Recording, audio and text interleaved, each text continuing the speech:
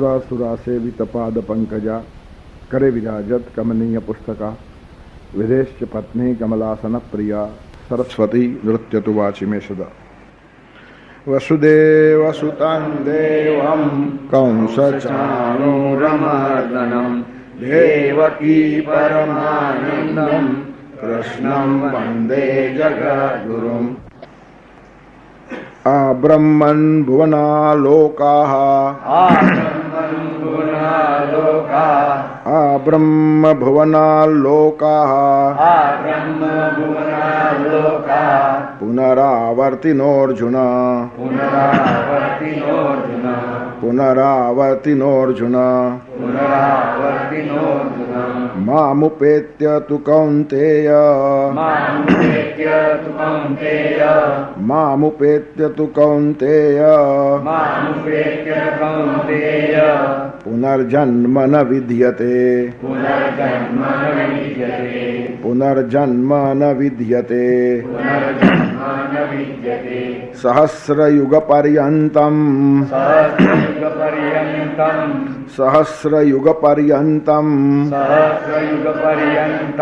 अहर्यद्ब्रह्मणो विदुः अहर्यद्ब्रह्मणो विदुः रात्रिं युगसहस्रान्ताम्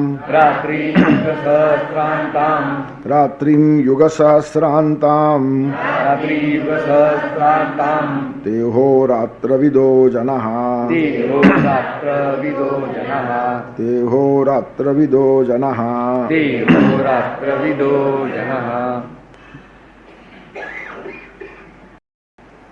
आ ब्रह्म भुवनालोका पुनरावर्तिनोऽर्जुन।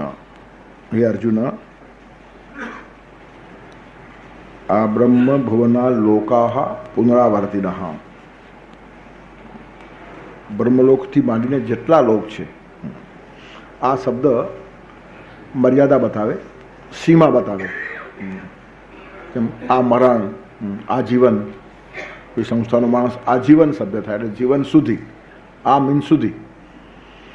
તો આ બ્રહ્મ એટલે બ્રહ્મલોક સુધી જેટલા પણ લોકો હશે, 14 લોક કે છે આપણે ત્યાં, અતલ, વિતલ, સુતલ, તલાતલ, મહાતલ, રસાતલ, પાતાલ, ભૂર, ભુવ, સ્વ, મહત, તપ, જન, સત્ય. તો જેટલા પણ લોકો હશે બધા પુનરાવર્તી છે, ફરીથી આવવાવાળા છે. કોઈ પણ ઠેકાણે માણસ જાય, માત્ર આ પૃથ્વી લોક નહીં, એના સિવાયના લોકમાં જાઓ ત્યાંથી પણ પાછા આવવાનું જ છે. એક જ ઉપાય છે, મામુપેત્ય તું કૌંતેય પુનર્જન્મને વિદ્યતે. મામુપેત્ય શબ્દ ગયા શ્લોકમાં ખાસ ભારપૂર્વક કીધેલો હતો કે આ એક જ રસ્તો છે આ પુનરાવૃત્તિમાંથી છૂટવાનો, અને તે એટલે મામુપેત્ય, જે માણસ પરમાત્મા પાસે પહોંચી ગયો તેને પછી પુનર્જન્મ ન વિદ્યતે, એનો પુનર્જન્મ થતો નથી. અને પુનર્જન્મ એ જ દુઃખનું કારણ છે, તે આપણે ગયા વખતે જોયું.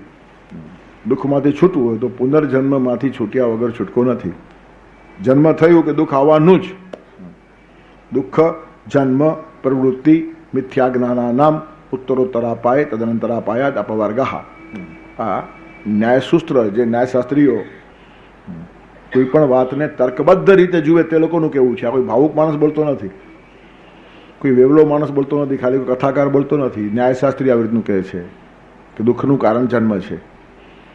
અને ગીતા પણ એ જ વાત કરે છે કે જ્યાં સુધી તમે જન્મ લેશો ત્યાં સુધી દુઃખ છે જ. પુનર્જન્મ ન વિદ્યતે, પુનર્જન્મમાંથી છૂટવું જોઈએ, અને તે ભગવાન પાસે ગયા સિવાય શક્ય નથી. મામુપેત્ય, એક જ રસ્તો એમાંથી છૂટવાનો છે ને તે એટલે પરમાત્મા. અને એટલે જ જે લોકો કૃપાની, પ્રસાદની, અનુગ્રહની વાતો કરે છે તે લોકો બહુ સાચા છે. અસ્મિતાની વાત કરનારો માણસ ક્યારેક માર ખાઈ જાય, પણ અનુગ્રહની વાત કરનારો માણસ ક્યારે માર નહીં ખાય. અસ્મિતામાંથી અહંકાર ક્યારે નિર્માણ થાય ખબર નહીં પડે, પણ અનુગ્રહ છે ને એ સાચવે. તેથી અસ્મિતામાં માણસ વાંદરો થઈ જાય, વાંદરવેડા બી કરે. એટલે જ વાંદરી અને વાંદરીના બચ્ચાનું ઉદાહરણ અપાય છે, ખાસ કરીને જ્ઞાનીઓ માટે. વાંદરી જ્યારે કૂદે ત્યારે પોતાના બચ્ચાને કે મને પકડ, બચ્ચું એને પકડે, પછી વાંદરી કૂદે. બચ્ચું પડી જાય તો દોષ બચ્ચાનો, વાંદરીની કંઈ જવાબદારી નહીં. ઉલટાનો એક તમાચો મારે, પકડ નથી બરાબર. પણ જે અનુગ્રહવાદીઓ છે, કૃપાવાદીઓ છે, પુષ્ટિવાદીઓ છે, પોષણવાદીઓ છે, પ્રસાદવાદીઓ છે તે લોકો બિલાડી અને બચ્ચા જેવો ભગવાનનો ને એમનો સંબંધ છે. બિલાડી કૂદતી વખતે બચ્ચાને મોઢામાં પકડે અને પછી કૂદકો મારે, બચ્ચું પડી જાય, બચ્ચાનો કોઈ દોષ નહીં. એનું કારણ બિલાડીની આંખમાંથી આંસુ આવે કે મેં બરાબર એને પકડ્યો નહીં. ત્યારે વાંદરીનું બચ્ચું પડે તો વાગે ને પાછી માર ખાય, અને બિલાડીનું બચ્ચું પડે તો બિલાડી રડે. તેમ જ્ઞાનીઓ પડે તો ભગવાન એક ફટકો મારે, ધ્યાન રાખતો નથી. અને ભક્ત ભૂલે ચૂકે પડી જાય તો ભગવાનની આંખમાંથી આંસુ આવે કે મેં એને સાચવ્યો નહીં. જે પ્રસાદ, અનુગ્રહ, કૃપા બહુ મોટી વાત છે. પણ થોડું જ્ઞાન આવે એટલે માણસને કેફ આવે. પણ ભક્તિમાં કેફ ચાલતો નથી, બહુ જ દીનતા જોઈએ. કબીર એટલે કેટલો ટોચનો માણસ. હજારો વર્ષના કાળમાં જો 10-20 નામ લેવાના હોય તો કબીરને એવોઇડ ન કરી શકાય. કબીરનું નામ લેવું જ પડે. આટલી મહાન શક્તિ એટલે કબીર, એ ખાવાના ખેલ નથી. કબીરને સમજવું ને બહુ મોટી વાત છે. બલભલા કબીરથી ધ્રુજતા હતા અને હિન્દુ મુસ્લિમ બંને લાંબા થઈને એના ચરણમાં સૂતા હતા. આવા સર્વગ્રાહ્ય લોકો ઓછા હોય એ તો એકાંગી થઈ જાય. પણ બંનેને ફટકા મારીને બંને માણસો એને મહાન સમજે કે ખાવાના ખેલ નથી. આંતરિક પ્રેમ સમાજ ઉપર કર્યો હોય ને તો જ તમે સર્વગ્રાહ્ય બની શકો છો. સ્વાર્થી માણસો શું સર્વગ્રાહ્ય બનવાના હતા? અંદર કોઈ સ્વાર્થ નથી, અંતર્બાહ્ય નિષ્પૃય માણસ, એનો કોઈ ઠેકાણે વિરોધ નથી. મુસલમાનોમાં પણ આટલા જ આત્મીયતાથી જાય અને એની ખુશામત કરવા નહીં, ફટકા મારવા જાય. અને હિન્દુ પંડિતોને પણ ધોઈ લોચીને ફેંકી દે. દંભ કોઈનો ચલાવે નહીં. પોતી પડી જગમું આ પંડિત હોવા અને કોઈ એમ કહી નાખનારો માણસ. પણ આટલી ખુમારી, આટલી અસ્મિતા, આટલું તેજ, આટલું જબરજસ્ત જ્ઞાન, અને છતાં એ માણસ ભગવાનને શું કહે છે ખબર છે? મેં ગુલામ, મેં ગુલામ, મેં ગુલામ તેરા, તું સાહેબ મેરા. ભગવાન પાસે મસ્તી નહીં ચાલે, દુનિયાભરમાં ચાલે. ભગવાન પાસે જે ઝૂક્યો તેને જગતમાં ક્યાંય નમવું નહીં પડે એની કાળજી ભગવાન રાખે. અને ત્યાં કેફ કરે ને ત્યાં હજારો માણસોના પગ ચાટતો હોય. ભગવાન પાસે મસ્તી કરનારા માણસો આખી દુનિયાના પગ ચાટતા હોય છે. અને ભગવાન પાસે જે પ્રેમથી ઝૂકે છે ને એનું મસ્તક ભગવાન ઊંચું રાખે છે. તેથી પુષ્ટિ માર્ગ બહુ મહત્વનો છે. અનુગ્રહવાદ છે, પ્રસાદવાદ છે, કૃપાવાદ છે, એની બહુ મોટી કિંમત છે. કૃપામાં કોઈ આળસનો સવાલ નથી. કૃપાવાદીઓ આળસુ નથી હોતા, અને આળસુ હોય તો તેના પર કૃપા ઉતરતી પણ નથી. આળસુ માણસો ઉપર કૃપા કરવા ભગવાનને ક્યાં ટાઈમ છે? તેથી કૃપા પાત્ર બનવું એ આપણો પ્રયત્ન, અને સિદ્ધિ મળવી એ ભગવાનની કૃપાનું અવતરણ. અને જેને ઈચ્છે તેને જ ભગવાન પોતાનું સ્વરૂપ દેખાડે છે. તમે જેને તમારું સ્વરૂપ જણાવો તે જ જાણી શકે છે, એમ તુલસીદાસજીએ રામાયણમાં લખ્યું છે. અને અમૈષ વૃણુતે તેને લભ્ય. ભગવાન કોને મળે? ભગવાન જેને મળવા માંગતા હોય તેને જ મળે. એટલે પરમાત્માને જ આપણને મળવાની ઈચ્છા થવી જોઈએ. આપણે એને શોધી શકવાના નહીં હજારો જન્મારા સુધી. તો એવું જીવવાનું કે આપણને શોધી કાઢે. એને મળવું હોય તો 1 મિનિટનો ટાઈમ, અરે મિનિટ બહુ થઈ ગઈ, સેકન્ડ પણ ઘણી થઈ ગઈ. અને આપણે મળવાની ડાપણ કરીએ તો હજારો જન્મારે પત્તો ખાય. તેથી કૃપા ત્યાં છે. Ascending human efforts and descending grace of God. તમારા એફર્ટ્સ ક્યાં સુધી? ભગવાનના કૃપા પાત્ર થાવ ત્યાં સુધી. તેથી ભગવાન પાસે કેફ નહીં. ભગવાનની પાસે હું ગુલામ છું, દાસ છું, દીન છું, આ જ ભાવના રહેવી જોઈએ. ત્યાં જો મસ્તી આવે ને તો મગજમાં કેફ આવે ને માણસ ખલાસ થઈ જાય. રાવણ કંઈ ઓછો પેલો હતો? જ્ઞાની, વેદોને સ્વર આપનારો રાવણ. પણ કેફ આવ્યો તો શિવજીને જ ઊંચા કરવા ગયો. મહિમને સ્તોત્ર એટલા માટે વાંચવાનું છે. બધા ખડબડી ગયા, તોફાન શરૂ થયું. કૈલાસ પર્વત બી ધ્રુજવા લાગ્યો. પાર્વતી પૂછે છે શું થયું? નહીં, આપણું બચ્ચું છે, જરા તોફાન કરે છે, કંઈ છે નહીં, હવે ચાલો એને જરા મસ્તી આવી છે. ભગવાને ખાલી અંગૂઠો દાબ્યો, પાતાળમાં ગયો સીધો. એક જ તમાચો ભગવાનનો કાફી છે. દ્રષ્ટમ ચાણુર મલ્લેન સતચંદ્રમ નભસ્થલમ. બાળપણમાં કૃષ્ણ મથુરામાં ગયા અને એને ચાણુર ને આ બધા મલ્લ જોડે કુસ્તી કરવાનું યોજી દીધું. વર્ણન આવી રીતનું છે કે એક જ તમાચો ભગવાન કૃષ્ણે માર્યો છે. ધોળે દિવસે ચાણુરને આકાશમાં 100 ચંદ્ર દેખાયા છે. દિવસે સૂર્ય હોય, ભગવાન ચંદ્ર દેખાડી શકે. અને અમાસની કાળી રાતે સૂર્ય દેખાડી શકે. તેથી કોઈ દિવસ ભગવાનની મસ્તી કરાય નહીં.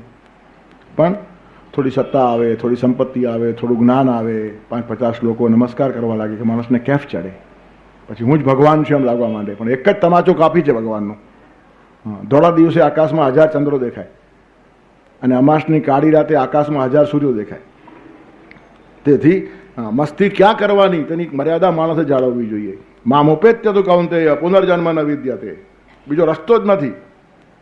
આ બ્રહ્મભુવના લોકા પુનરાવર્તિનો અર્જુન, બ્રહ્મદેવથી માંડીને જેટલા લોકો હશે તેટલા, 14 લોક આ લોકો કહે છે, એનાથી વધારે હોય તો વાંધો નહીં, અહીંયા કોઈ લોકોની ગણનામાં મહત્વ નથી, પણ બધા પુનરાવર્તિનો છે, રિપીટેશન ચાલ્યા કરે છે.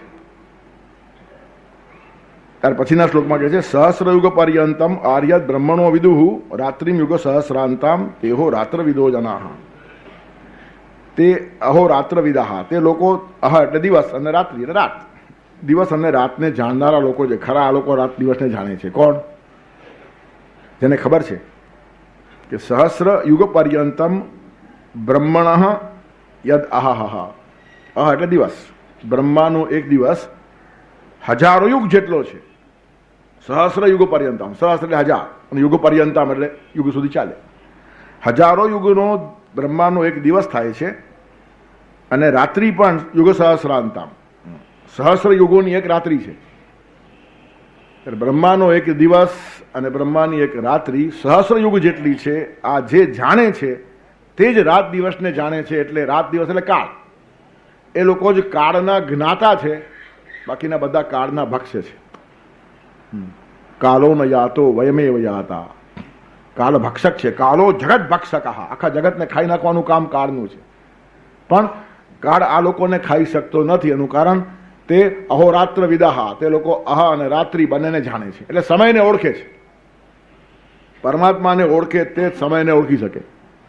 એનું કારણ સમય એ પરમાત્માનું જ રૂપ છે. કાલોસ્મિ લોકક્ષયકૃત પ્રવૃત્ત લોકાન સમાહર્તુમ યઃ પ્રવૃત્ત. કાલોસ્મિ લોકક્ષય પ્રવૃત્ત, લોકક્ષય કરવાને માટે કાળનું સ્વરૂપ મેં દીધું છે. એટલે પરમાત્માને છોડીને બીજો કોઈ કાળ છે જ નહીં. ત્યારે બ્રહ્માનો એક દિવસ અને એક રાત્રિ, તેમાં આ બધો ખેલ છે. આપણા બધા હજારો જન્મારાઓ થાય છે એ 24 કલાકમાં થાય છે. કોના 24 કલાક? બ્રહ્માના, આપણા નહીં. બ્રહ્માનો એક દિવસ અને બ્રહ્માની એક રાત, તેમાં આપણા હજારો જન્મારાઓ. પ્રત્યેક યુગનો પ્રલય થાય અને નવા યુગનું સર્જન થાય, તેની વચ્ચેની કળીરૂપ માણસનું નામ છે બ્રહ્મા. એટલે આખો યુગ પૂરો થાય ત્યાં સુધી એ અસ્તિત્વ ત્યાં ઊભું હોય અને એટલામાં તમે ગમે એટલા ચકરડા મારી આવો. તમારા 84 લાખ જન્મો પણ એમાં થઈ જાય, પણ એનો માત્ર એક જ દિવસ થાય. હવે આઇન્સ્ટાઈનની થિયરી આવ્યા પછી આ બધું સમજવું બહુ સહેલું છે. બધું જ રિલેટિવ છે, બધું જ સાપેક્ષ છે. ત્યારે આ બે શ્લોકોનો આખો ભાવ આવી રીતનું કીધું કે બધું જ રિપીટ થવાવાળું છે. રિપીટેશન. ભગવાન પાસે જાઓ તો જ પુનરાવૃત્તિ નથી, બાકી પુનરાવૃત્તિ જ છે. નવીનતા કેવળ ભગવાનમાં જ છે, બાકી બધામાં પુનરાવર્તિ છે. રિપીટેશન સિવાય કશું જ નથી. તમે ગમે એટલા ભોગવતા હશો, બધું રિપીટેશન છે. પુનરાવર્તિનો જુનઃ. તો પરમાત્મા પાસે જાય તે પુનર્જન્મમાંથી છૂટે. પુનર્જન્મ ગીતાકાર માને છે અને ઠેક ઠેકાણે એનું સમર્થન કર્યું છે. આગળ બી આપણે જોયેલું, ભગવાને કીધેલું અર્જુનને, બહુની મેં વ્યતીતાની જન્માની તવ ચાર્જુન તાન્યહમ વેદ સર્વાણી નત્વમ વેદ પરંતપ. બહુની મેં વ્યતીતાની જન્માની, મારા અને તારા અર્જુન ઘણા જન્મો થયા છે. બહુની મેં વ્યતીતાની જન્માની તવ ચાર્જુન, હે અર્જુન તારા અને મારા. બહુની જન્માની વ્યતીતાની, ઘણા જન્મો થયા છે. એટલે ગીતા પુનર્જન્મને સમર્થન આપે છે, વેદો પણ પુનર્જન્મને સમર્થન આપે છે, ઉપનિષદો પણ આપે છે, આપણા શાસ્ત્રો પણ આપે છે. અને આપે છે એટલે નિયમ છે. કોઈ નિયમો કોઈની માન્યતા ઉપર અવલંબતા નથી. નિયમ એ નિયમ છે. સૂર્ય સવારના ઉગે છે, હું નથી માનતો, નહીં માન સુઈ જાય, પણ ઉગે છે તો ઉગે છે. તમારા માન્યતા ઉપર સૂર્યનું આવાગમન નથી. ત્યારે કહેવાનું તાત્પર્ય શું છે કે કેટલાક નિયમો છે એ સૃષ્ટિમાં છે જ. હવે આપણને ખબર હોય કે ન હોય, ગુરુત્વાકર્ષણનો નિયમ ન્યૂટને સૃષ્ટિમાં મૂક્યો નથી, શોધી કાઢ્યો છે. નિયમ તો હતો જ, પણ ન્યૂટન પહેલા કોઈને ખબર નહીં હતી. ન્યૂટન સફરજનના ઝાડ નીચે સૂતેલો અને પછી સફરજન ઉપરથી નીચે પડ્યું ને એના મગજમાં વિચાર આવ્યો કે નીચે કેમ પડ્યું, ઉપર કેમ નહીં ગયું. હવે ન્યૂટનના બાપાએ પણ ઘણી વાર જોયું હશે, પણ એને સૂઝ્યું નહીં. તેથી ભગવાન જ જ્ઞાન આપે છે, કોઈકને પ્રેરણા કરે છે. અને તેના ઉપરથી એને ખ્યાલ આવ્યો કે ફોર્સ ઓફ ગ્રેવિટેશન, ગુરુત્વાકર્ષણ પૃથ્વીમાં છે. તેથી પ્રત્યેક વસ્તુ પૃથ્વી તરફ ખેંચાય છે. તમે પથ્થરો ગમે એટલો ઊંચો ઘા કરો, પાછો નીચે જાવશે. એ પૃથ્વી ખેંચે છે. અને એટલે જ પહાડ ઉપર ચડવું અઘરું પડે છે. એનું કારણ તમારી માં તમને નીચે ખેંચે છે અને તમે ઉપર જાઓ છો. પૃથ્વી માતા તમને નીચે ખેંચે છે અને પહાડ ઉતરવું સહેલું પડે. એનું કારણ તમારે બી ઉતરવું છે અને માં પણ ખેંચે છે, ડબલ ફોર્સ મળે છે. તેથી પહાડ ઉતરવો સહેલો શા માટે અને ચડવો અઘરો શા માટે, તે સાયન્ટિફિકલી સમજાવવાનું કામ ન્યૂટને કર્યું. પણ એ ફોર્સ ઓફ ગ્રેવિટેશન મૂકવાનું કામ તો ભગવાને કર્યું છે. તેથી ગુરુત્વાકર્ષણ માણસને ખેંચે, આ તો વૈજ્ઞાનિક નિયમ થયો. પણ આમ પણ ગુરુત્વ વત્તા આકર્ષણ, તેને કહેવાય ગુરુત્વાકર્ષણ. જ્યાં જ્યાં ગુરુત્વ હોય ત્યાં આકર્ષણ હોય જ. કોઈ પણ માણસમાં ગુરુત્વ હશે ને તમને ખેંચ્યા વગર રહે જ નહીં. કૃષ્ણમાં ગુરુત્વ હતું, કૃષ્ણ વંદે જગદગુરુ. તો હજારો લાખો કરોડો માણસો એના તરફ ખેંચાયા અને આજે પણ ખેંચાય છે. 5000 વર્ષનો કાળ ગયો છતાં દિને દિને નવમ, એમાં કોઈ પુનરાવૃત્તિ લાગતી નથી. દર વખતે જન્માષ્ટમી ઉજવીએ છીએ, પુનરાવર્તિનો અર્જુન, ભગવાનમાં નહીં. દિને દિને નવમ, નવીનતા ત્યાં છે. તેથી કાળને અતિક્રમી જનારા મહાપુરુષો બહુ ઓછા હોય. આપણે હો કરીએ એવા જુદી છે. આપણે ગમે તેની પાલખીઓ ઉડાડી નાચતા હોઈએ. કાળ કોને કબૂલ કરે છે? 5000 વર્ષથી કૃષ્ણ ઊભા છે, એનો અર્થ કાળે એની આરતી ઉતારી. 10,000 વર્ષથી રામ ઊભા છે, એનો અર્થ કાળે એની આરતી ઉતારી. 2,500 વર્ષથી બુદ્ધ અને મહાવીર ઊભા છે, એનો અર્થ કાળને માણસો મંજૂર હતા. 2000 વર્ષથી ઈસુ ખ્રિસ્ત ઊભા છે, મોહમ્મદ પૈગંબર ઊભા છે, એનું કારણ કાળને મંજૂર છે. 1200 વર્ષથી શંકરાચાર્ય ઊભા છે. 550 વર્ષથી મહાપ્રભુ વલ્ભાચાર્ય ઊભા છે. 200 વર્ષથી સ્વામિનારાયણ ભગવાન ઊભા છે. તેથી સંક્ષેપમાં કહેવાનું હોય તો સત્યની સદીઓ હોય છે અને દંભના દસકાઓ હોય છે. દેખાવ લાંબો ચાલે નહીં, સત્ય જ ટકે. કાળ કોઈની શરમ જ રાખે નહીં. તમે કોને મોટો માનો છો? કાળને પડી નથી. મોટો હોય તે મોટો અને ખોટો હોય તે ખોટો. તેથી કાળની પરીક્ષામાંથી જે પાર ઉતરે ને તે મોટો માણસ. અને ખોટી વસ્તુને કાળ ટકવા જ નહીં દે, આ કાળનો સ્વભાવ છે. પછી એને કાળ કહો, સત્ય કહો, પરમાત્મા કહો, આ બધા એકના એક નામો છે. Truth is God and God is truth, love is God and God is love, કાલોસ્મી લોકક્ષય કૃત પ્રવૃત્ત. ભગવાનનું એક નામ છે પ્રેમ, ભગવાનનું એક નામ છે સત્ય, ભગવાનનું એક નામ છે કાળ. સત્ય જ ટકે, પ્રેમ જ ટકે, કાળ ટકાવે તે જ ટકે. આ કેટલાક સ્થિર થયેલા કોષ્ટક છે. તેથી ગુરુત્વનું આકર્ષણ એ ગુરુત્વાકર્ષણ, અને પૃથ્વી પાસે ગુરુત્વ છે જ. વૈજ્ઞાનિક તો ફોર્સ ખેંચવાનો છે જ, પણ ગુણોનું બી આકર્ષણ છે. તમે એને ખેડો છો, તમને અનાજ આપે છે. તમે એને ખોદો છો અને પાણી આપે છે. આના કરતાં બીજું ગુરુત્વ ક્યાં શોધવાનું? તમે કોઈને ખોદો, તમને પાણી આપે? તમારી 7 પેઢીને ખોદી નાખે.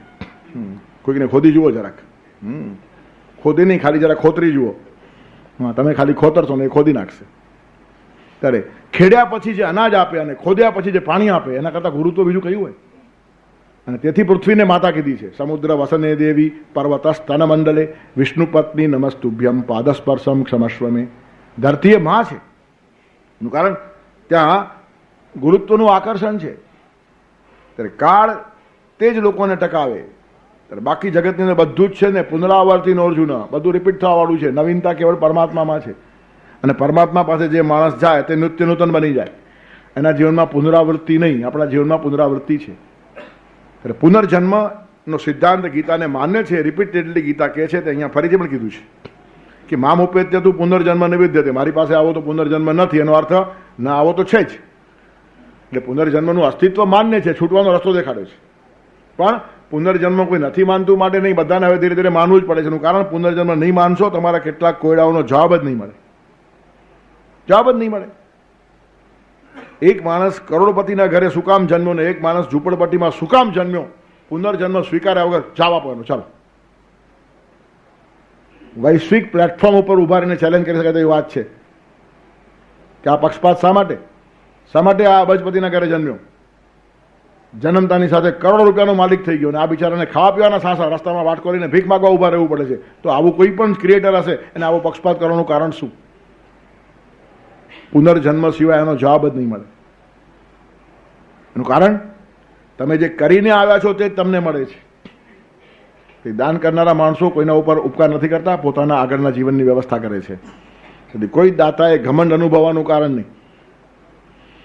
તમે અહીંથી સ્વિટ્ઝરલેન્ડ જવાના હો ને આગળથી હોટલ બુક કરાવો, એના પૈસા આપી દો, એનું ઘમંડ તમને છે? મેં પૈસા આપ્યા છે ને, ત્યાં જઈને મોજ કરવાનો છે. તો એડવાન્સમાં તમે રિઝર્વેશન કરાવો છો ને બુકિંગ કરાવો છો, તેના જેવું છે. અહીંયા દાન કરો છો ત્યારે તમારું બુકિંગ થાય છે. ત્યારે બુકિંગ કરવાનું ઘમંડ આપણને છે નહીં, દાન કરવાનું ઘમંડ છે ન હોય. તમારે જવું છે ત્યાં અગવડ ના પડે એટલા માટે તમે સરસ મજાનું મકાન બુક કરાવીને રાખો પહેલેથી કે 2 મહિના પછી આપણે વેકેશનમાં જવું છે, તો પૈસા તમે એડવાન્સમાં આપો છો. તો એ દાન નથી, એ તમારી આગળની વ્યવસ્થા છે. તેવું જ અહીંયા છે. શુચિનામ શ્રીમતામ ગેહે યોગભ્રષ્ટો બી જાયતે અથવા યોગીનામ એવ કુલે ભવતી ધીમતામ. આપણી જ વ્યવસ્થા આપણે કરવાની છે, હવે ન કરે એ મૂર્ખો કહેવાય. એટલે તો પછી કંજૂસ લોકોની મજાક ઉડાવી છે. કંજૂસ જેવો દાનવીર કોઈ નહીં. એનું કારણ ન ખાય ન ખવડાવે અને હાથ લગાડ્યા વગર બધું અહીંયા મૂકીને જાય, એના જેવો દાતા કોણ? ખરો દાનવીર એ કહેવાય. દાનવીર તો હોશિયાર છે, ખાય છે, ખવડાવે છે અને આગળની વ્યવસ્થા કરે, બહુ પાકો માણસ છે. દાન કરનાર માણસ જેવો પાકો માણસ કોઈ નહીં, અને કંજૂસ જેવો મૂર્ખ કોઈ નહીં.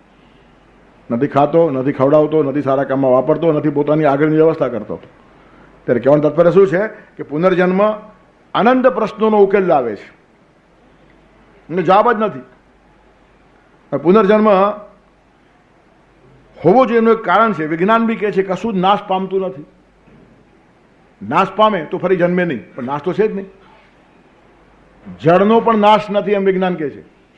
The theory of conservation, conservative theory કહે છે કોઈ વસ્તુ નાશ જ પામતી નથી.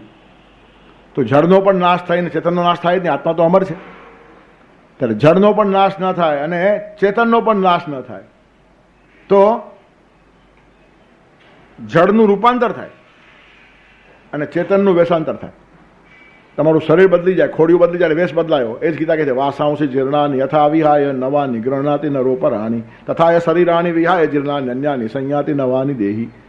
જૂના કપડાં ઉતારીને માણસ જેમ નવા કપડાં પહેરી લે તેમ આ દેહ છોડીને માણસ નવો દેહ ધારણ કરે. દેહ આ કપડું છે, વસ્ત્ર છે. આ જેમ વસ્ત્ર છે તેમ આ પણ વસ્ત્ર જ છે. અંદરનો જીવાત્મા જુદો છે. આની અંદર આપણે રહીએ છીએ, એના પર મમત્વ ઊભું થયું છે, એને જ આપણે હું કહીએ છીએ. આ હું છે જ નહીં.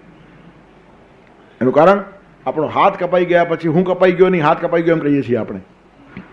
તેથી આપણે હાથ નથી. જેના માટે મારું શબ્દ વાપરી શકાય તે આપણાથી જુદું હોવું જોઈએ. આ પુસ્તક મારું એટલે હું પુસ્તક નથી, જુદું છે મારા કરતા. આ ઘડિયાળ મારું એટલે હું ઘડિયાળ નથી. આ ઘર મારું એટલે હું ઘર નથી. તો પછી આ શરીર મારું એટલે હું શરીર નથી. જ્યાં જ્યાં મારું શબ્દ આવે તે આપણાથી અલગ થયો. પોતાના માટે મારું શબ્દ વપરાય નહીં. તેથી ભેદ વિવક્ષા, ષષ્ઠી વિભક્તિ, ભેદ વિવક્ષા કરે. ત્યારે જ્યાં જ્યાં મમ શબ્દ વપરાય કે મારું શબ્દ વપરાય ત્યાં ભેદ આવી ગયો. એકાદ માણસની આંખ ફૂટી ગઈ તો આંખ ફૂટી ગઈ છે, હું ફૂટી ગયો નથી ગયો. આંખ ફૂટી, હું તો છું જ. આંખ ન હોય તો માણસ રહી શકે, પગ ન હોય તો માણસ રહી શકે, હાથ ન હોય તો માણસ રહી શકે. એનું કારણ માણસ આ બધા જુદો છે. પગ નથી એવા ઘણા માણસો ફરતા હોય છે ગોળીઓ લઈને. હાથ નથી એવા માણસો બી ઘણા કામો કરતા હોય છે. પગથી ચિત્રો દોરનારા માણસો બી છે. આંખ નથી એવા બી ઘણા સુરદાસો છે. ત્યારે એના કરતાં આપણે અલિપ્ત છીએ. ત્યારે કોઈ વસ્તુનો જગતમાં નાશ નથી. તો એક સંવિત એટલે ચેતના છે અને બીજું જળ છે. શરીર એ જળ છે. આમ તો જળ કશું છે જ નહીં, પણ કમ્પેરેટિવ જ્યારે સરખામણી કરીએ ત્યારે એના હિસાબે આ થોડું જળ કહેવાય. શરીર કરતાં વધારે સૂક્ષ્મ મનબુદ્ધિ છે અને એના કરતાં વધારે સૂક્ષ્મ આત્મા છે. તો આત્માની દ્રષ્ટિએ મનબુદ્ધિ જળ છે અને શરીરની દ્રષ્ટિએ મનબુદ્ધિ થોડા ચેતન છે, ઓછા જળ છે. તેથી મધ્યમાં મનબુદ્ધિ છે અને બંને બાજુ ફરે છે અને જન્માંતર સુધી જોડે આવે છે. અને તેથી બધા પ્રયોગો મનબુદ્ધિ ઉપર કરવાના હોય અને મનબુદ્ધિ ઉપર માણસો ઓછામાં ઓછો પ્રયોગ કરતા હોય છે. બધા પ્રયોગ શરીર ઉપર થાય છે. તેથી હું ઘણીવાર કહું છું કે રવિવારે સવારના આપણે મળીએ છીએ આ 7:30 થી 8. શું છે? એ મનબુદ્ધિનું બ્યુટી પાર્લર છે. જેમ શરીર માટે બ્યુટી પાર્લરમાં જવું પડે ને, શરીર શોભે એટલા માટે, તેમ મનમાંની ગંદકી સાફ થઈ જાય એટલા માટે ગીતા પાસે જવું પડે. ગીતામાં તાકાત છે, તમારા મન બુદ્ધિને શણગારી આપે. એનું કારણ એ જન્માંતર સુધી સાથે આવશે. મનસષ્ઠાન ઇન્દ્રિયાણી પ્રકૃતિ સ્થાની કરસતી. ત્યારે પહેલાં તો પુનર્જન્મ છે એ માન્ય કરવું પડે, તો જ પછી વિકાસની બધી વાતો ખબર પડે. ત્યારે પુનર્જન્મ હોવો જ જોઈએ એમ વિજ્ઞાન બી હવે કબૂલ કરે છે. એનું કારણ કશું જ નાશ પામતું ન હોય તો જાય ક્યાં. તેથી જળનું રૂપાંતર થાય છે. બરફમાંથી પાણી થાય, પાણીમાંથી વરાળ થાય, વાદળ બંધાય, પાછું પાણી પડે, પાછું બરફ થાય, એમ ગોળ ગોળ ગોળ ગોળ ફર્યા કરે. પુનરાવર્તિનો અર્જુન ચક્ર છે આખું. એટલે જ એને આપણે ભવચક્ર કહીએ છીએ. સંસાર એ ચક્ર છે, એનો છેડો કોઈના હાથમાં આવે જ નહીં. ઘણા માણસો પૂછે ભગવાને પૃથ્વી ગોળ શા માટે બનાવી? એનો છેડો તારા હાથમાં ના આવે એટલા માટે. ગોળો એટલે છેડો હાથમાં આવે જ નહીં. તેથી ભવની અંદર માણસ ફર્યા કરે. ભવાટવી કહે છે, ભવચક્ર કહે છે. ચક્રની અંદર પુનરાવૃત્તિ જ હોય. તમારું મોટરનું પૈડું કેટલી વખત ગોળ ગોળ ગોળ ગોળ ફરે છે? હજારો વખત. અને તમારો પ્રવાસ ચાલે છે. તેવી રીતનો જીવન પ્રવાસ છે. આ બી તમારું પૈડું આમ ફર્યા જ કરે છે. તેથી પુનરાવૃત્તિ સિવાય જગતમાં કશું છે જ નહીં. બધા જ આ બ્રહ્મ ભુવના લોકા, બ્રહ્મદેવથી માંડીને કોઈ પણ લોકમાં તમે જાઓ, બધે ઠેકાણે પુનરાવર્તિ છે. અને તેની અંદર પરમાત્મા તરફ વળીને માણસે પોતાનો વિકાસ સાધી લેવાનો છે. એટલે પુનર્જન્મ છે, આ હકીકત છે. એનું કારણ કરેલા કર્મોના ફળો ભોગવવા પડે. અધૂરી વાસનાઓ પૂરી કરવાની ભગવાન તમને તક આપે છે. આ રવિવારે આપણે એક શ્લોક લઈએ અને ધારો કે પૂરો ન થાય તો શું કહીએ આપણે? કંઈ નહીં, અધૂરો રહ્યો, આવતા રવિવારે. અને આ ભલે પૂરો થાય એના પછીનો શ્લોક બાકી છે ને આવતા રવિવારે. તેમ તમારું જીવનમાં ઘણું બાકી રહી જાય તો આવતા જન્મે થાય કે નહીં? હવે આપણે આવતા રવિવારે જોશું. ઇટ મીન્સ હવે આ વાસના આવતા જન્મે પૂરી કરશું તો તમારા પર ભગવાનને એટલો પ્રેમ છે કે જન્મ આપ્યા વગર રહે જ નહીં. તમારી બધી વાસનાઓ પૂરી થાય એવું ભગવાન ઈચ્છે છે. ત્યારે જેને જન્મ જોઈતો ન હોય તેને વાસનાઓ જ ઘટાડવી પડે, બીજો અર્થ જ નથી. ભગવાનનો આમાં કોઈ દોષ નથી. પુનર્જન્મ આપણે ડિમાન્ડ કરીએ છીએ.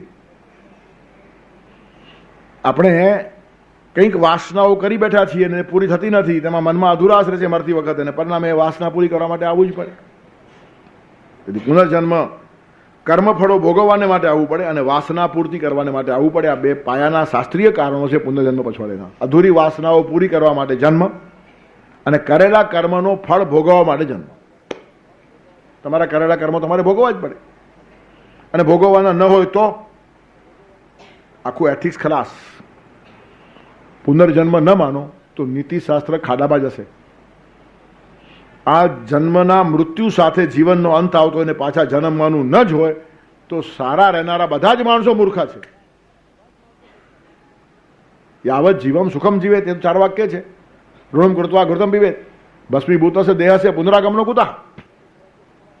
પુનર્જન્મ ન માનનારો 4 વાક્ય છે કે ખાઓ પીઓ ને મોજ કરો. અને તમારી પાસે ખાવા પીવા પૈસા ન હોય તો દેવું કરીને પણ ઘી પીઓ, ગામના ખાઈ જાઓ. પાછા ક્યાં ચૂકવવાના છે? ભસ્મીભૂત હશે દેહ હશે પુનરાગમનો કુતઃ. ચિતા ઉપર દેહ રાખ થયો પછી પાછા આવવાનું છે જ નહીં. તો એકાઉન્ટ આગળ ખેંચાવાનો ન હોય તો પછી પોતાના કે પારકા ગમે તેના ખાઓ ને, વાંધો શું છે? એટલે આખા તમારા નીતિના સૂત્રો બદલાઈ જાય. સૂત્રો જ બદલાઈ જાય. પછી કોઈના પૈસા લઈને પાછા આપવાની જરૂર શું? લેકર દિયા વાપસ, लेकर दिया और कमा कर खाया, वो भी क्या दुनिया में आया? हाँ, आंख મીચીને પૈસા ખાઓ, તમારે ભોગવવાનું છે જ નહીં. ત્યારે કોના છે વિચાર શા માટે? ઘાસ જોયા પછી બળદ મોઢું નાખે તેમ માણસ ગમે તે મોઢું નાખતો જાય. નાખવા જ લાગ્યો છે માણસ જવા જ લાગ્યો છે. પણ નીતિ બધી જ ખલાસ થાય.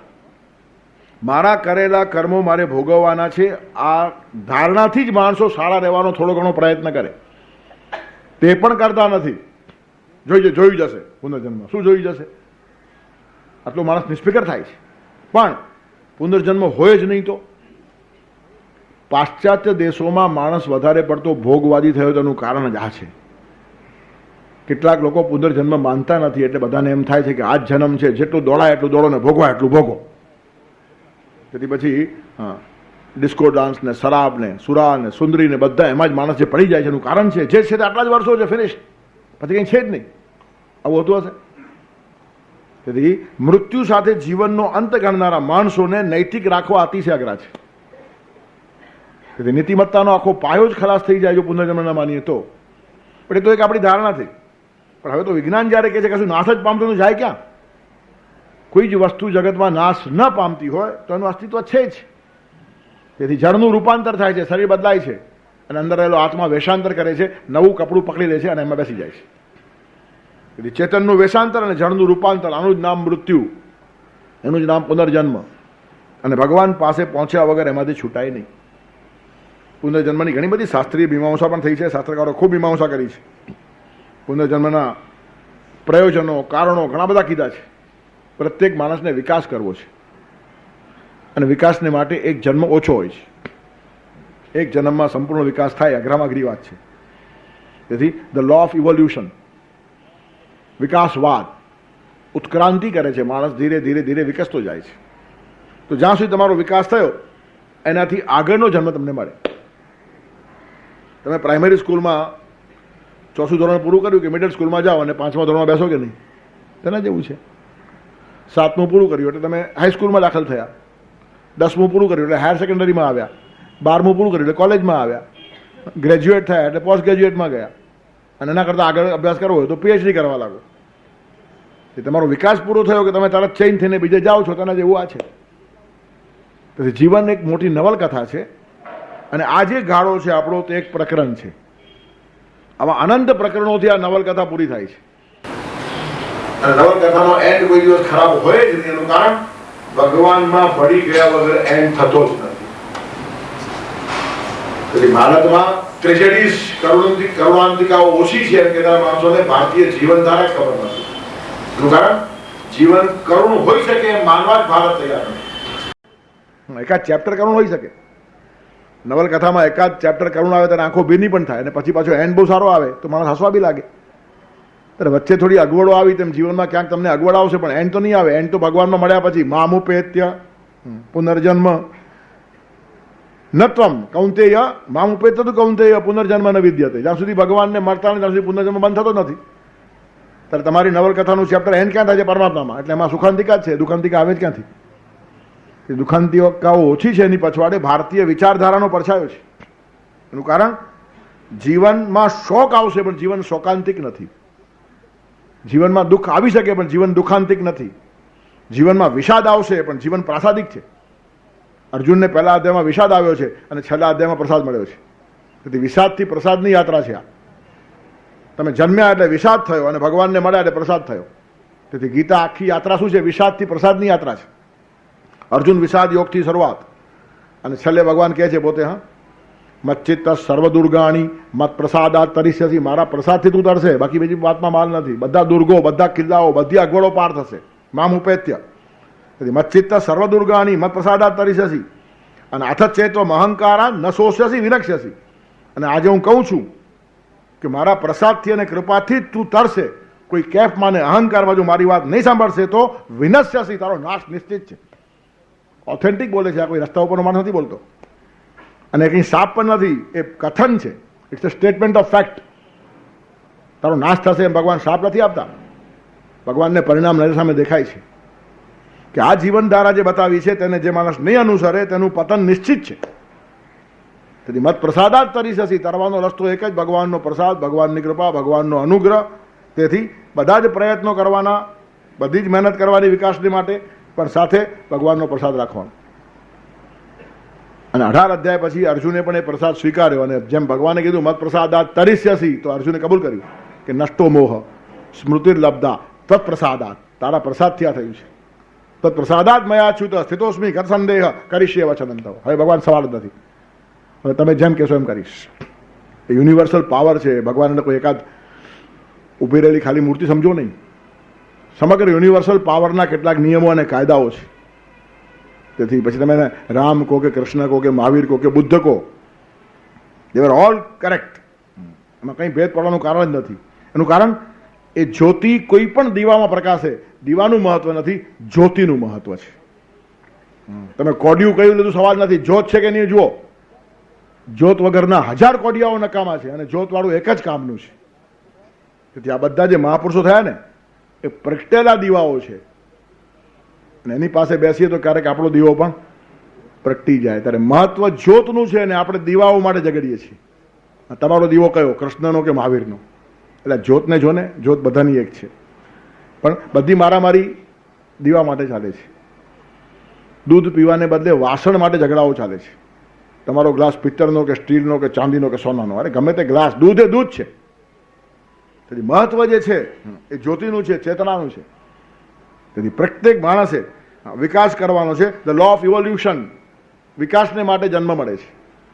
એક જન્મની અંદર પૂરો વિકાસનો માર્ગ તય થતો નથી, પહોંચી શકાતો નથી. તેથી ધ લો ઓફ ઇવોલ્યુશન, અને તમે જેટલો વિકાસ કર્યો હશે તે મુજબ નવો જન્મ મળે. એટલે નક્કી કરનાર તમે છો. તમને આવતો કયો જન્મ જોઈએ કોઈ આપતું નથી. તમે ડિસાઈડ કરો છો અને તમે હોંશથી ત્યાં જાઓ છો. પશુ થવાનું પણ આપણને ગમે છે માટે આપણે પશુ થઈએ છીએ. એનું કારણ મનુષ્ય જીવનમાં પણ આપણે પશુ જેવું રહી દેખાડીએ છીએ એટલે ભગવાનને એમ થાય કે એને આ ગમે છે, ઓલ હવે ત્યાં જ જવા દો ને. અહીંયા પશુ જેવો રહે તો આખો દિવસ સાંભળવું પડે ને, સાવ બળદિયા જેવો છે, સાવ ગધાડા જેવો છે. તેના કરતાં ગધેડો જ બનાવી દો, પછી કોઈ કહે જ નહીં ગધાડા જેવો છે. કેટલી નિરાશ છે.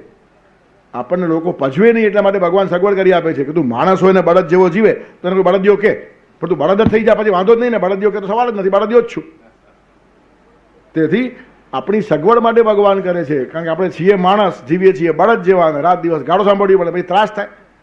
બળદ જેવું જીવવું છે અને કોઈ બળદ કહેતો આપણને ગમતું નથી, ત્યારે આપણા ઉપર કૃપા કરીને ભગવાન બળદ બનાવી દે એટલે પછી કોઈ આપણને ગાળ આપે છે નહીં. તેથી બળદ થવાનું આપણે સિલેક્ટ કરીએ છીએ, ધ્યાનમાં આવવું જોઈએ. માણસના ખોડિયામાં માણસ જેવું જો ન જીવતા હશું તો ભગવાન પછી આ ખોડિયો શા માટે વેસ્ટ કરે ફોકટનો? ઉપયોગ જ ન હોય તેનો ફાયદો શું છે? એક માણસને રહેવા માટે એક રૂમ બસ થયો, 10 ઓરડાનો ફ્લેટ એને આપીને ફાયદો શું? બાકીને 9 બંધ પડ્યા હોય અને નકામો કોલર ટાઈટ કરીને ફરતો હોય, અમારો 10 ઓરડાનો રૂમ છે, તું કયા રૂમમાં રહે છે? એક રૂમમાં. તો બાકીના રૂમમાં ખાલી નથી, ત્યાં તારો અહંકાર રહે છે, મારા 10 છે એમ કહેવા માટે રાખી મૂકે. તાળાઓ મારીને બેસનારા માણસો ઘણા છે. ન રહેતા હોય તો ગૌરવ અનુભવે તાળા મારી મારીને, એનું કારણ અહંકાર ત્યાં રહે છે, પોતે રહેતો નથી.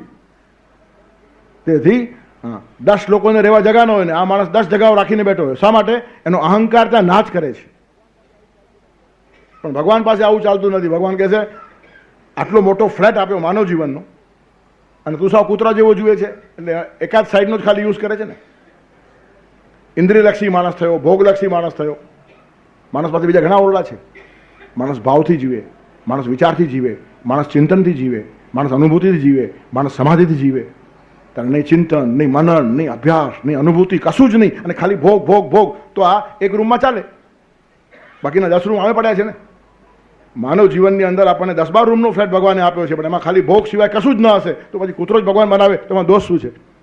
નકામાં તમારે 10 ઓરડા સાફ કરવાની માથાકૂટ વપરાય નહીં, તો ઓરડા સાફ તો કરવા જ પડે. તેથી આપણે નક્કી કરીએ છીએ કે આપણે ક્યાં જવાનું છે. જવાબદારી વગરનો ભોગ ભોગવવો હોય તો પશુ જ થવું પડે. માણસે ભોગની સાથે જવાબદારી પણ સ્વીકારવી પડે.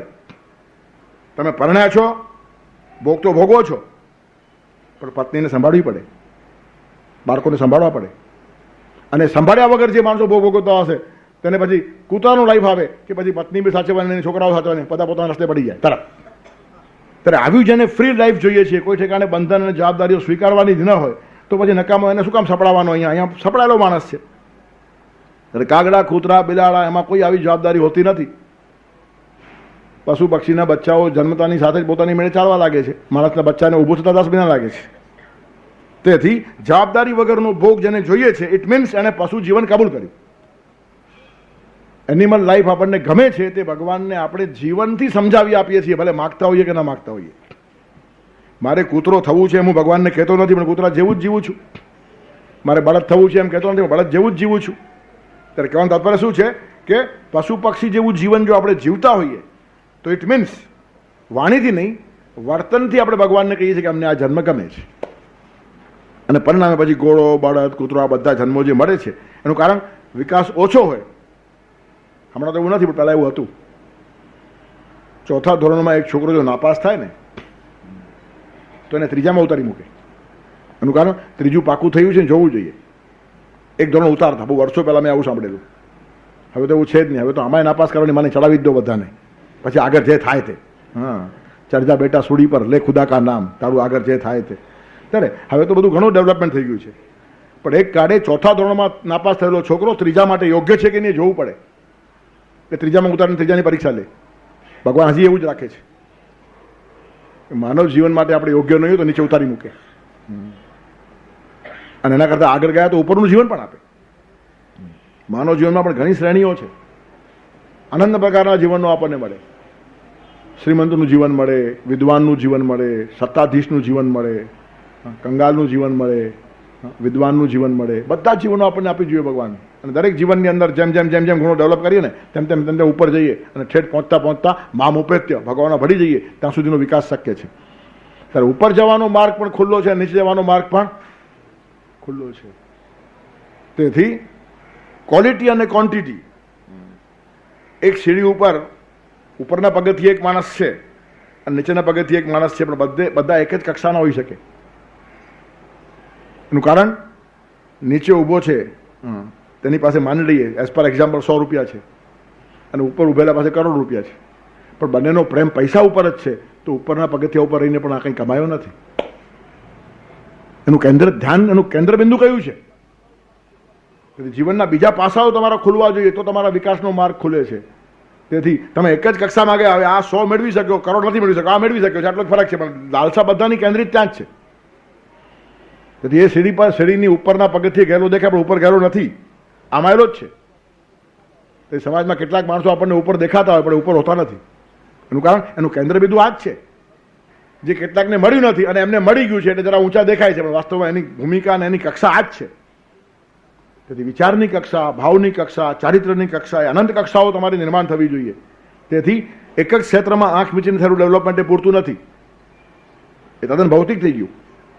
તેથી મટીરિયલી અમેરિકા ગમે એટલું આગળ હશે પણ ઉપરની સીડી ઉપર બેઠેલો પણ પૈસાવાળો જ માણસ છે, કરોડપતિ જ છે. હજી એના ભાવજીવનનો શું સત્યાનાશ થાય છે એનો અભ્યાસ ચાલે છે અને બહુ કંગાલ ભાવજીવન છે. 20-25 વર્ષે વેરી વન ફાઇન મોર્નિંગ પતિ પત્ની અલગ થઈ જાય, આટલા વર્ષ બધા પાણીમાં ગયા. તેથી એનિમલ લાઈફ છે. જ્યાં સુધી ભોગ મળે ત્યાં સુધી સંબંધો, ભોગ ખલાસ તો બધું જ ખલાસ. અને એ શંકરાચાર્ય કહે છે પુત્રાદપી ધનભાજામ ભીતિમ.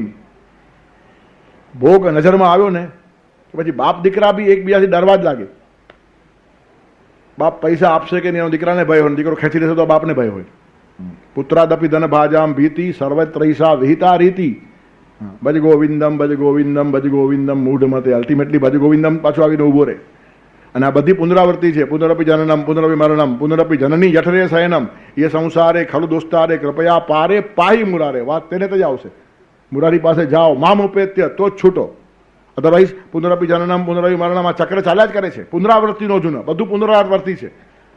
બ્રહ્મલોકથી માંડીને જેટલા લોકમાં ફરી આવશો બધે પુનરાવૃત્તિ છે. અને આપણી સ્મૃતિ, મેમરી બહુ શોર્ટ છે એટલે પુનરાવૃત્તિ આપણે ભૂલી જઈએ છીએ. દરેક વખતે આપણને ભોગ નવો લાગે છે, નવો હોતો નથી. અનંત વખત માણસ ભોગ ભોગવે છે, અનંત વખત, અને પાછું ભૂલી જાય છે. બધા જ ક્ષેત્રમાં આવું થાય છે. તેથી ભોગો આપણને ઓરિજિનલ લાગે, પ્રયોગો આપણને ઓરિજિનલ લાગે, વિચારો આપણને ઓરિજિનલ લાગે, કશું ઓરિજિનલ નથી. પુનરાવર્તિનો અર્જુન, બધું રિપીટેશન. જગતનું નામ જ છે રિપીટેશન. પુનરાવૃત્તિ સિવાય કશું છે જ નહીં. જગતની અંદર કોઈ જ વિચાર નવો નથી. બધા વિચારો થઈ ગયેલા છે. અમારો મૌલિક વિચાર છે ને મારા પહેલાં કોઈ આવો વિચાર કર્યો નહીં એમ બોલનારો માણસ બાલિશ છે. આ મારો નવો પ્રયોગ છે, આવો પ્રયોગ જગતમાં થયો જ નથી એમ બોલવું એ બાલિશતા છે. આજે ભોગ ભોગ્યો એમાં જે આનંદ આવ્યો આવો ક્યારે નથી આવ્યો એમ તમને હંમેશા લાગશે. વાસ્તવમાં પુનરાવૃત્તિ જ છે, પણ તમારી મેમરી શોર્ટ છે. યાદશક્તિ એટલી માણસની ઓછી હોય છે કે દરેક વખતે એને નવું લાગે છે, પણ ઊંડો જઈને વિચારીને ખબર પડે કે પુનરાવર્તન સિવાય કશું નથી. અને તે કૃષ્ણને બી ખબર છે, શંકરાચાર્યને બી ખબર છે. અને એટલે શંકરાચાર્ય કહે છે પુનરપી જનનમ પુનરપી મરણમ પુનરપી જનની જઠરે શયનમ. પુનરપી પુનરપી પુનરપી શંકરાચાર્ય કહે છે, અને પુનરાવર્તિનો ભગવાન કૃષ્ણ કહે છે. તેથી બધે ઠેકાણે પુનરાવૃત્તિ છે. તો વિકાસની અંદર બીજા ક્ષેત્રો માણસે ખોલવા જોઈએ. તેથી ધ લો ઓફ ઇવોલ્યુશન તમારા પુનર્જન્મમાં કામ કરે. અને એક વાત ધ્યાન રાખો, થિયોલોજીનો અભ્યાસ જે કરે છે થિયોસોફિસ્ટ લોકો, એ થિયોસોફી વાળા એમ કહે છે મેન ઇઝ એવર મેન. માણસ કાયમ જ માણસ રહે, પણ એ વિચાર મગજમાં ઉતરે નહીં. એનું કારણ છે માણસ માણસ રહે અને પશુઓ પશુઓ રહે. આવી રીતનું હોય તો તમારે એનિમલ કિંગડમ અને હ્યુમન કિંગડમ બે જુદી દુનિયા માનવી પડે. માણસો પશુ થઈ જાય તે આ લોકો સહન કરી શકતા નથી, એટલે પોતાના મનને મનાવે છે કે માણસ દુષ્કર્મ કરે તો માણસના જીવનમાં ભોગવે, પણ થાય માણસ જ. પછી લંગડો થાય, આંધળો થાય, ફલાણું થાય, રક્તપીતિઓ થાય, પણ માણસ થાય એવું કંઈ જરૂરી નથી. એ ટ્રાન્સફર થાય, ઘોડો બી થાય ને ગધેડો થાય, ગભરાવાનું કશું કારણ નથી. એનું કારણ એને એવું લાઈફ ગમે છે. એ પનિશમેન્ટ નથી, યોર ચોઇસ. કોઈને ગધેડો બનાવે છે ભગવાન સજા નથી કરતા, એનું જીવન જ ગધેડા જેવું છે, ભગવાન સગવડ કરી આપે છે. તું જે જીવે છે એવું જ થઈ જાય ને. તેથી આપણે નિર્માતા છીએ, આપણા પુનર્જન્મના આપણે નિર્માતા છીએ. બહુ મહત્વનો સિદ્ધાંત ગીતા કહે છે. કોઈ આપણને ઉપાડીને સુરતના તબેલામાં ફેંકતું નથી, પણ આપણે જ તબેલાને સૂંઘી લઈએ છીએ. ઘોડા જેવું જીવન જીવતા હોઈએ તો ઘોડો થઈ જાય માણસ. તેથી વેજીટેબલ કિંગડમ ને એનિમલ કિંગડમ ને હ્યુમન કિંગડમ ને આવી રીતના અલગ અલગ વર્લ્ડ નથી. માણસ ઝાડ પણ થઈ જાય, ન થાય એવું નથી. અને ભરત મુનિ હરણ થયા હતા, આવી રીતનો ભાગવતમાં ઉલ્લેખ છે. તેથી આ બધા રેફરન્સ છે આપણે ત્યાં. એટલે બહુ રેશનલ અને સૈદ્ધાંતિક વાતો અહીંયા ચાલે છે, તમારી મનની ભાવનાઓ નહીં. આપણને પશુ થવાનો ડર લાગે એટલે આપણે એક સિદ્ધાંત ઉભો કરીએ કે નહીં, માણસ હંમેશા માણસ હોય, પછી ગમે તે માણસ તો રહેવાનો છે. શા માટે ભાઈ? કારણ છે કે અને એને માણસ થવાનો ચાન્સ નહીં આપવાનો. એ પણ માણસ હતો, એનો વિકાસ ઓછો થયો, પછી એ પસ્તાય બી ખરો. અને જે કંઈ એના કર્મો હશે, એના ફળો પૂરા થયા, ભોગવ્યા, કે એનો વિકાસ માટે નવો માર્ગ પાછો ભગવાન ખોલી આપે. ત્યારે આ બધું ચક્ર ચાલ્યા જ કરે છે. તેથી બે કિંગડમ માનવાની જરૂર નથી. તમારો વિકાસ હશે તે પ્રમાણે તમે જાઓ. વિકાસ ઓછો હોય તો નીચેનો જન્મ પણ મળે, અને વિકાસ ઊંચો હોય તો ઉપરનો પણ મળે. એટલે you are the deciding factor. આપણા વિકાસ પ્રમાણે આપણને ઉપર ભગવાન લઈ જાય, અને વિકાસ ઓછો તો નીચે પણ લઈ જાય. કારણ વિકાસ બાકી હોય તો ફાયદો શું? કશું આવડતું ન એવા છોકરાઓને પાસ કરીને ફાયદો શું? પછી કચરો જ ભેગો થાય બધો. ત્યારે એ અહીંયા ચાલે, ઉપર ના ચાલે. ઉપર તમે જે કક્ષા માટે યોગ્ય છો એ કક્ષામાં તમે લઈ જવામાં આવે. તમે આડા આવડા ઘૂસો કોઈ ક્લાસમાં ચાલે નહીં. તેથી આપણે એક જન્મમાં આવીને વિકાસ ઓછો હશે એવું દેખાડશો, નીચે ઉતારી મૂકે તરત કે પૂરો વિકાસ કર, પછી આગળ વાત. તેથી લો ઓફ ઇવોલ્યુશન આ એક કારણ છે પુનર્જન્મનું. પછી લો ઓફ એટ્રેક્શન એન્ડ રિપલ્શન, ઋણાનુબંધ, રાગ દ્વેષ જેને કહેવાય. એટ્રેક્શન કોઈના માટે તમને આસક્તિ છે, અને રિપલ્શન કોઈના માટે દ્વેષ છે. પાછા આવવું પડે. જેને આસક્તિ છે તેને મળવા આવવું પડે, અને જેના માટે દ્વેષ છે એને મારવા આવવું પડે. પણ તમારે આવવું તો પડે જ. હું તને 7 જન્મ છોડીશ નહીં એમ કહીને આ માણસ 7 જન્મ નક્કી નાખે. અને આપણે તો ભવના સાથી છીએ, 7 જન્મથી સાથે છીએ, તો પરણનારા બી 7 જન્મ સાથે ફરતા હોય. ઘણા માણસોને એવો પ્રેમ હોય કે જોયા પછી આપણને લાગે કે 7 જન્મથી આ લોકો ભેગા હશે. પણ એ આસક્તિ પણ તમને 7 જન્મ ભેગા રાખે, અને દ્વેષ પણ 7 જન્મ ઝઘડતા રાખે. ત્યારે આપણે ડિસાઈડ કરીએ છીએ કે આપણે પાછા આવવું છે. ઋણાનુબંધ જે છે તે પણ તમને જન્મમાં કારણભૂત થાય. આસક્તિ પણ ખેંચી લાવે અને દ્વેષ પણ ખેંચી લાવે. એક મળવા લઈ આવે, એક મારવા લઈ આવે, પણ પાછા તમારે આવવું જ પડે. The law of attraction and repulsion. The law of justice, કર્મનો કાયદો. કરેલા કર્મોના ફળ ભોગવવાને માટે આવવું જ પડે. તેથી વિકાસનો કાયદો, ઋણાનુબંધનો કાયદો, કર્મનો કાયદો, અને આ ત્રણેય કાયદામાંથી જે માણસો બહાર નીકળી ગયા તે મામોપેત્ય. પછી લોકો પાછા ના આવે, આવે બી ખરા આવે, પણ પછી આ કાયદા લાગુ ન પડે એમને. તસ્ય કાર્યમ ન વિદ્યતે, એમને કોઈ કાયદો લાગુ ન પડે. એમને ચોથો નિયમ લાગુ પડે, the law of universal necessity. જગતને જરૂરિયાત છે માટે તું જા એમ કહીને ભગવાન એને મોકલાવે. આ ચોથું કારણ. આ બધામાંથી બહાર નીકળી ગયો આ માણસ, એને વિકાસ કરવો જ નથી, બધો જ વિકાસ થઈ ગયો. ઋણાનુબંધ છે જ નહીં, એનું કારણ કોઈ ઠેકાણે આસક્તિ નહીં, કોઈ ઠેકાણે દ્વેષ નહીં. ક્યાંય માણસ છિટકતો નથી ને ક્યાંય માણસ ઝઘડતો નથી. આવી રીતનું તરસ જીવન થઈ ગયું, ન્યુટ્રલ. કર્મ ફળ ભોગવવા આવવું જ પડે, એનું કારણ કર્મ મારા છે જ નહીં. ભગવાનની શક્તિથી કામ થાય છે, હું નિમિત્ત છું, એટલે એને કોઈ કર્મના ફળો ઊભા થતા જ નથી. નથી એને વિકાસ કરવો, નથી ઋણાનુબંધથી એ માણસ સંકળાયેલો, નથી એને કર્મના કાયદાઓ નડતા. એટલે આવો માણસ ભગવાન પાસે પહોંચી જાય, અને કદાચ પાછું પણ એમને આવવું પડે તો ભગવાન મોકલાવે તેથી આવે. ભગવાન મોકલાવે તેની આખી વાત જુદી હોય. એકાદ માણસને નોકરી મળે અને કાશ્મીર જાય, અને એકાદ માણસ પરણ્યા પછી ફરવા કાશ્મીર જાય, એમાં ફરક ખરો કે નહીં? કાશ્મીરમાં બદલી થઈ નોકરીની, તો જે 200-500 મળતા હોય તેમાં ત્યાં જ પાછો કાચું પાકું બનાવીને ખાતો હોય. અને એક માણસને બાપા પૈસા આપે, જા દીકરા પરણ્યો છે ને મહિનો ફરી આવો. તેમ આ લોકોને ભગવાન મોકલાવે, ફરી આવો, એટલે આ ફરવા આવેલા માણસો. તેથી ફરવા ગયેલા માણસો જુદા, અને કર્મ ફળ ભોગવવા આવેલા માણસો જુદા. નોકરી મળીને માણસ જાય એ વાત જુદી, અને ફરવા જાય તે વાત જુદી. ફરવાની અંદર આખો આનંદ જુદો હોય, અને તેથી આ બધા સંતો ભક્તો કાયમ આનંદી હોય છે. તુષ્યંતી ચ રમંતી ચ. એ લોકોને કોઈ કષ્ટ નડતું નથી, કોઈ અગવડ નડતી નથી. એનું કારણ they know how to live. અને મામ ઉપેત્ય.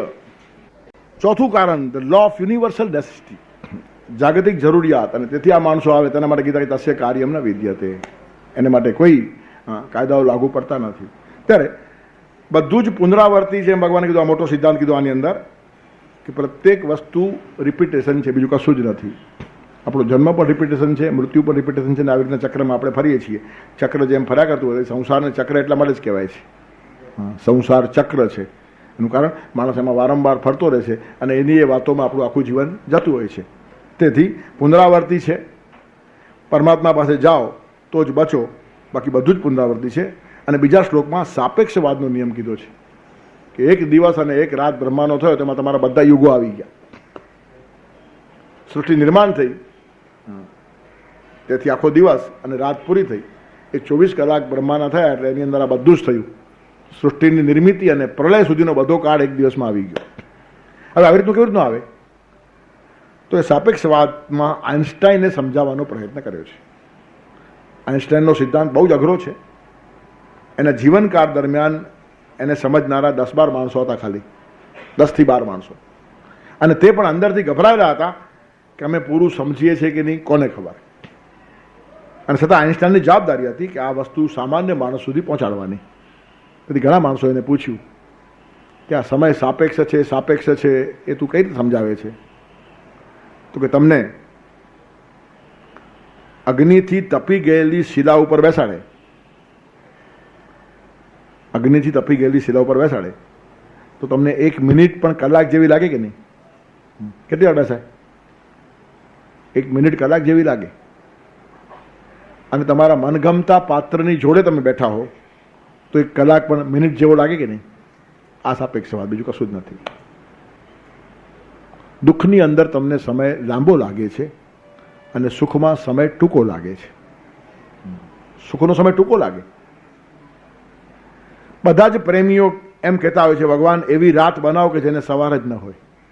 એનું કારણ આખી રાત એમને ટૂંકી લાગે છે. અને ઘરમાં એકાદ માણસ માંદો હોય અને ડૉક્ટર કહે કે આજની રાત માંડ કાઢશે, એ રાત તમને મહિનાઓ જેવી લાગે છે. તમે જાગતા બેઠા છો, એ રાત જલ્દી પૂરી થતી નથી.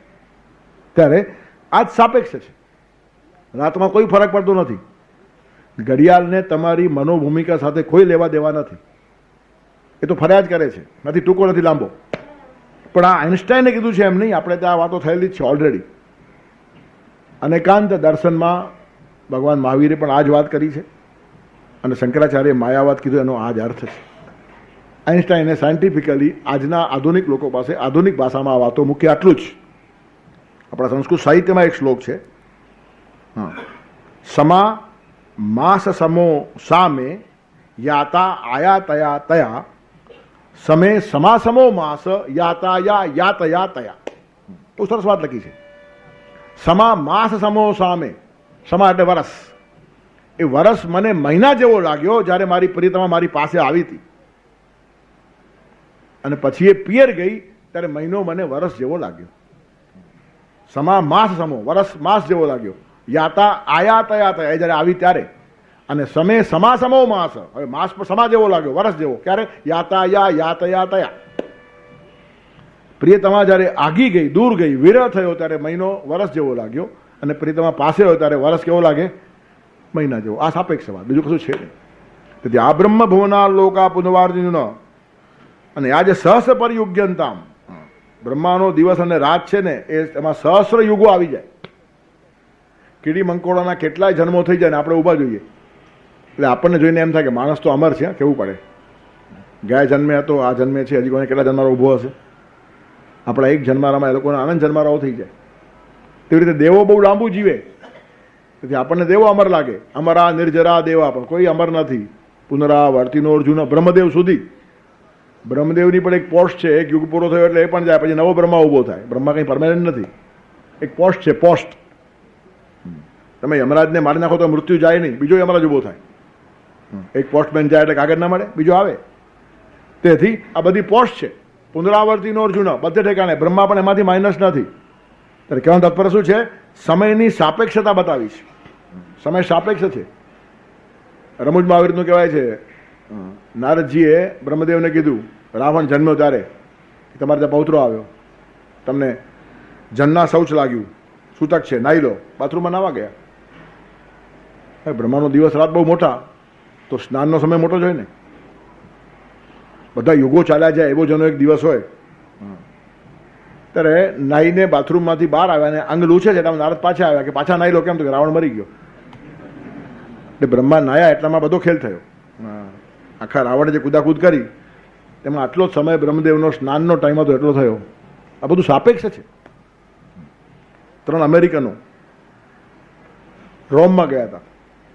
ત્યાં જઈને પોપને મળ્યા અને આવી રીતનું કહે છે કે અમારે બધો એનો અભ્યાસ કરવો છે એટલે અમે આવ્યા છીએ.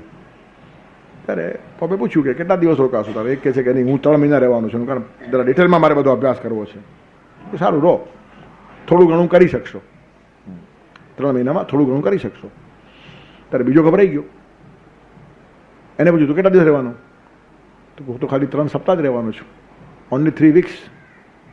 તું સારું એવું કરી શકશે, તું સારું એવું કરી શકશે. ત્રીજો કહે છે હું 3 જ દિવસ રહેવાનો છું.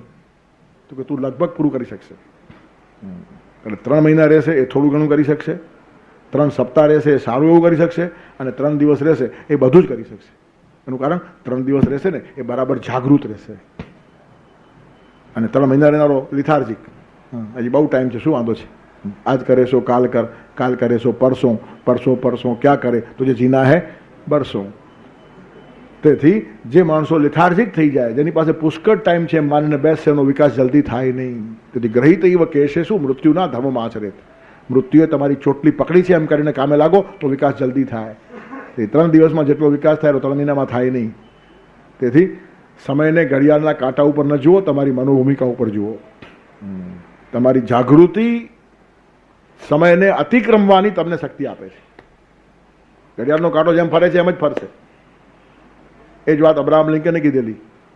10 મિનિટ બોલવું હોય તો 2 દિવસ તૈયારી કરવી પડે, અડધો કલાક બોલવું હોય તો 1 દિવસ કરવી પડે, કલાક બોલવું હોય તો અડધો દિવસ તૈયારી કરવી પડે, અને 2 કલાક બોલવું હોય તો હમણાં સ્ટાર્ટ બેસી જાઓ.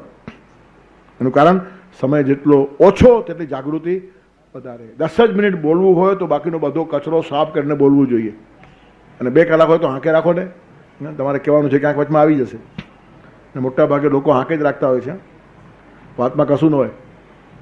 અડધો કલાક તમારો બગાડે, પણ જુઓ તો અડધા મિનિટની વાત પણ કરી ન હોય.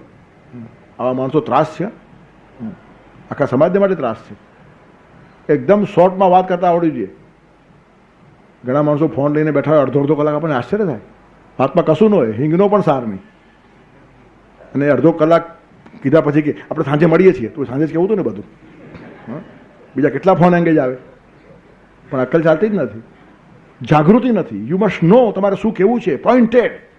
3જી મિનિટે ફોન પૂરો થવો જોઈએ. 3 મિનિટની લિમિટ બહુ થઈ ગઈ. એક્સટેન્ડ શા માટે કરવાનું? કંઈ કશું કારણ નથી. તમે નક્કી કરો ને 1 2 3 કઈ વાત કરવી છે. 3 મિનિટની અંદર 2 ફૂલ સ્કેપ પાના લખાય, લખી જુઓ, વાંચી જુઓ. આકાશવાણી ઉપર વાંચવા જાઉં છું, 1.5 2 મિનિટમાં ફૂલ સ્કેપ પાનું વંચાય છે. તે 3-4 મિનિટમાં તો 2 ફૂલ સ્કેપ પાના ભરીને લખો તો કારણ પછી કહો. ત્યારે કહેવાનું તત્વ શું છે? હે પછી શું? હે કેમ છે? ઠીક છે? ક્યાં છો? શું? યાર ભથરા શું છે? જીવતા જ નથી આવડતું. You don't know how to live. એનું કારણ ફાલતુ સમય પુષ્કળ છે આપણા પાસે. નથી અભ્યાસનો શોખ, નથી વાંચવાનો શોખ, નથી વિકાસનો શોખ. ટાઈમ કેમ વેડફવો અને બગાડવો તેના જ રસ્તાઓ શોધવા પડે છે. They are killing their time. They are not killing their time, they are killing themselves. સમયને કોઈ મારી શકતું નથી, માણસ પોતાને જ મારે છે. તેથી જાગૃતિ બહુ મહત્વની છે. 3 દિવસમાં આ માણસ બધું શીખી શકશે, 3 સપ્તાહમાં સારું એવું શીખશે, અને 3 મહિનાવાળો સાવ થોડુંક શીખશે. એમ જ્યારે પોપે કીધું ને એની પછવાડે આ અન્ડરસ્ટેન્ડિંગ છે કે તમારી જાગૃતિ કેટલી છે. તેથી જે માણસ જાગૃત રહીને વિકાસ કરે તે માણસો પરમાત્મા તરફ અભિમુખ થાય, એની કૃપાના પાત્ર બને. અને મામુપેત તું કૌંતેય પુનર્જન્મ ન વિદ્યતે. એટલે પુનર્જન્મ એ દુઃખનું કારણ છે. એમાંથી બચવાનું હશે તો પરમાત્મા તરફ અભિમુખ થવું જોઈએ. એ જ અનુસંધાનમાં થોડી વાત આગળ કરે છે, તેનું પાલન કરી રાખશું આવતા રવિવારને માટે. અવ્યક્તાદ વ્યક્તય સર્વાહ પ્રભવન્ત્યહરાગમે રાત્ર્યાગમે પ્રલીયન્તે तत्रैवाव्यक्तसंज्ञके भूतग्राम स एवायम् भूत्वा भूत्वा प्रलीयते रात्र्यागमे वशः पार्थ प्रभवत्यहरागमे वसुदेवसुतं देवं सचाणूरमर्दनं देवकी परमानन्दं कृष्णं वन्दे जगद्गुरुं गुरुर्ब्रह्मा गुरुर्विष्णु गुरुर्देवो महेश्वर गुरुः साक्षात् परब्रह्म तस्मै श्री गुरवे नमः।